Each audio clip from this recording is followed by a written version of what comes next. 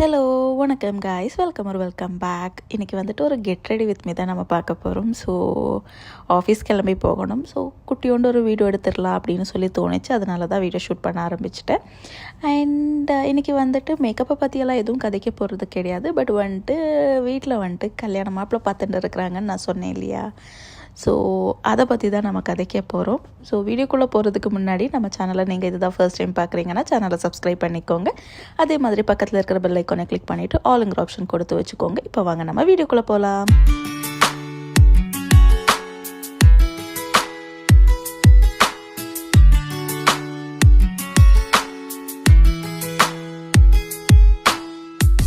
அப்போது வீட்டில் வந்துட்டு மாப்பிள்ளை பார்க்கலாம், கல்யாணம் பண்ணிக்கோங்கிற மாதிரியெல்லாம் சொன்னப்போ நான் கன்வின்ஸ் ஆகிட்டேன். ஓகே, கல்யாணம் பண்ணிக்கலாங்கிற மாதிரி யோசித்ததுக்கு பிறகு வந்துட்டு மாப்பிள்ளை பார்க்க ஆரம்பித்தப்போ எனக்கு ஃபீல் ஆச்சு என்னென்னா, ஓகே ஒருத்தவங்களை பார்க்குறோம், பிடிச்சதுன்னா ஓகேன்னு சொல்கிறோம், இல்லைன்னா இல்லைன்னு சொல்கிறோம். இது கொஞ்சம் ஈஸியான ப்ரோசஸ் அப்படின்னு சொல்லிட்டு நான் தப்பாக நினச்சிட்டேன். நிஜமாக சொல்லணும்னா இந்த கல்யாணம் பண்ணிக்கிறது கிடையாது. பட் வந்துட்டு இந்த பார்ட்னரை தேடுறதுங்கிறது வந்துட்டு கொஞ்சம் காம்ப்ளிகேட்டடான விஷயம்னு இதுக்குள்ளே வந்ததுக்கு பிறகு தான் எனக்கு விளங்குச்சு. அப்போது எதனால இது காம்ப்ளிகேட்டடான விஷயம் அப்படின்னு நான் சொல்கிறேன்னா, எனக்கு வந்துட்டு மேட்ரிமோனியில் தான் ப்ரொஃபைல்ஸ் பார்த்துட்டு இருக்கிறாங்க. அண்ட் தெரிஞ்சவங்களும் அங்கே இங்கெல்லாம் பார்த்துட்டு இருக்கிறாங்க. மெயினாக வந்துட்டு மேட்ரிமோனியில் தான் பார்த்துட்டு இருக்கிறாங்க. ஸோ எனக்கு ஃபர்ஸ்ட்டாக நான் டிசைட் பண்ண ஒரு விஷயம் என்னென்னா, இதுக்கு முன்னாடி 2-3 அலைன்ஸ் வந்துச்சு. அதெல்லாம் வந்துட்டு வீட்டில் இருக்கிறவங்களாம் கதைச்சி பிறகு நாங்கள் கதைச்சி அந்த மாதிரி எல்லாம் ஆனதுக்கு பிறகு நான் என்ன யோசிச்சேன்னா, இல்லை ஃபர்ஸ்ட்டு நான் வந்துட்டு பொடியங்கிட்ட கதைச்சி பார்க்குறேன். எனக்கு ஓகேவாக இருந்துச்சுன்னா அவங்க ஃபேமிலியில் இருந்து நம்ம ஃபேமிலிக்கு கால் பண்ணட்டுங்கிற மாதிரி ஒரு டிசிஷன் நான் எடுத்தேன். எதனால ஃபர்ஸ்ட்டு நான் கதைக்கணுங்கிற மாதிரி யோசிச்சேன்னா, இதுக்கு முன்னாடி வந்த அலைன்ஸ் எல்லாம் வந்துட்டு ஐயோ என்னை படுத்தின மாதிரி எனக்கு ஃபீல் ஆச்சு. அதில் ஒருத்தவங்க வந்துட்டு டவுரி கேட்டாங்க, இன்னொருத்தவங்க வந்துட்டு ரொம்ப இன்செக்யூர்டாக ஃபீல் பண்ணுற ஒருத்தவங்க. அந்த மாதிரி நிறைய அலைன்ஸ் வரையில் வந்துட்டு இது வீட்டில் இருக்கிறவங்கெல்லாம் பார்த்து கதைச்சி அவங்க அங்கிட்டு இங்கிட்டு எல்லாத்தையும் மேட்ச் பண்ணதுக்கு பிறகு தான் என்கிட்ட வருது. ஸோ அது என்கிட்ட வரையில் தான் எனக்கு இவங்கள பற்றி கம்ப்ளீட்டாக விளங்குது.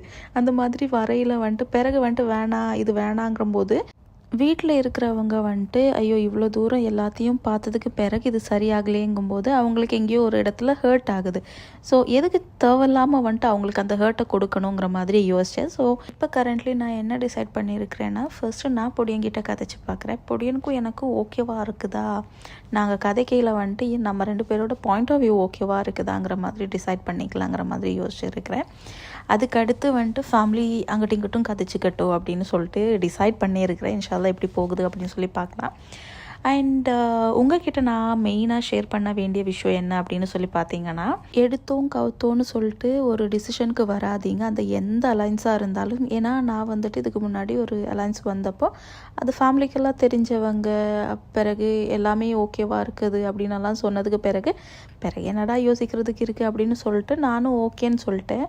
பட் அந்த கதைக்கு ஆரம்பித்ததுக்கு பிறகு தான் எனக்கு விளங்குது, அவங்களுக்கு வந்துட்டு வெளியில் இருக்கிற இமேஜ் கிடையாது, அவங்க உள்ளே இருக்கிறவங்க. ஓகேங்களா.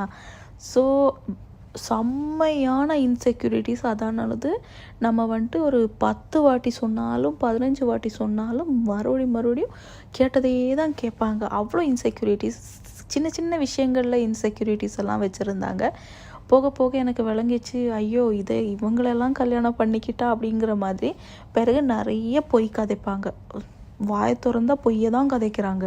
அந்த மாதிரி இருக்கிற மனுஷங்கள்லாம் இருக்கிறாங்க. ஸோ வந்துட்டு நீங்கள் ஒரு டிசிஷன் எடுக்கையில் வந்துட்டு யோசிச்சுட்டு, இப்போ உங்கள் ஃபேமிலிக்கு வந்துட்டு ரொம்ப தெரிஞ்சவங்களாக இருந்தாலும் எவ்வளோ தெரிஞ்சவங்களாக இருந்தாலும் மெயினாக பார்க்க வேண்டிய விஷயம் என்னென்னா, நீங்கள் அவங்கக்கிட்ட கதைச்சு பாருங்கள், உங்கள் 2 பேர்த்துக்கும் ஒத்து போகுமா இல்லையாங்கிறத பாருங்கள். பிறகு வந்துட்டு மெயினாக சொல்ல வேண்டிய ஒரு விஷயம் என்னன்னு சொல்லி பார்த்தீங்கன்னா, உங்களுக்கு வந்துட்டு உங்களோட கேலிபர் என்ன அப்படின்னு சொல்லி உங்களுக்கு தெரியும் தானே. அதுக்கு மேட்ச் ஆகிற மாதிரி ஒருத்தவங்களை பார்த்துக்கோங்க. இல்லைனா வந்துட்டு இந்த இன்செக்யூரிட்டிஸ் எல்லாம் வந்துட்டு எங்கே இருந்தாலோ வந்துடும். ஸோ அதனால் வந்துட்டு கொஞ்சம் சேஃபாக இருங்க. டிசைட் பண்ணுறதுக்கு முன்னாடி வந்துட்டு யோசிச்சு மண்டையை நல்லா வேலை செய்ய விட்டுட்டு ஒரு டிசிஷன் எடுங்க. ஓகேங்களா. இதை தவிர நான் எனக்கு இருக்கிற பாயிண்ட் ஆஃப் வியூ இருக்குது, அதை வந்துட்டு நான் உங்ககிட்ட ஷேர் பண்ணுறேன். சப்போஸ் உங்களுக்கு வேணும்னா எடுத்துக்கலாம், இல்லைனா வந்துட்டு சும்மா அந்த வீடியோ ஸ்கிப் பண்ணிட்டு போகலாம். என்னை பொறுத்த வரைக்கும் நீங்கள் கல்யாணம் பண்ணுறதா இருந்தால் ஒரு 25 இயர்ஸுக்கு மேலே கல்யாணம் பண்ணுறது நல்லாயிருக்கும்னு எனக்கு தோணுது.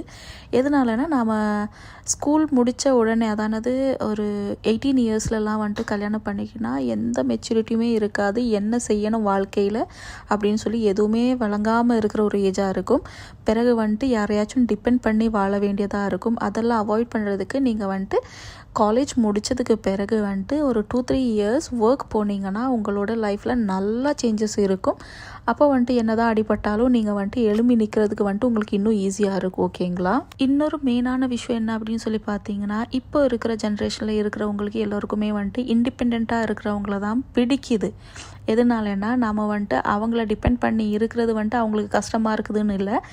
இன்கேஸ் உங்களுக்கு ஏதாச்சும் தேவைன்னாலும் உங்களால் பார்த்துக்க இயலுங்கிற அந்த கான்ஃபிடென்ஸ் பிறகு வந்துட்டு உங்களோட மெச்சூரிட்டி லெவல் இந்த ஜென்ரேஷனில் இருக்கிற பாய்ஸ் வந்துட்டு அதெல்லாம் கன்சிடர் பண்ணுறாங்க. அதானது நான் பார்த்த வரைக்கும் நான் சொல்கிறேன், ஒரு 28-29 இயர்ஸ் வரைக்கும் இருக்கிற பாய்ஸ் எந்த மாதிரி பார்க்குறாங்கன்னா கொஞ்சம் மெச்சூர்டாக இருக்கிற கேர்ள்ஸை தான் விரும்புகிறாங்க. அதை தான் அவங்க ப்ரிஃபர் பண்ணுறாங்க. ஓகேங்களா?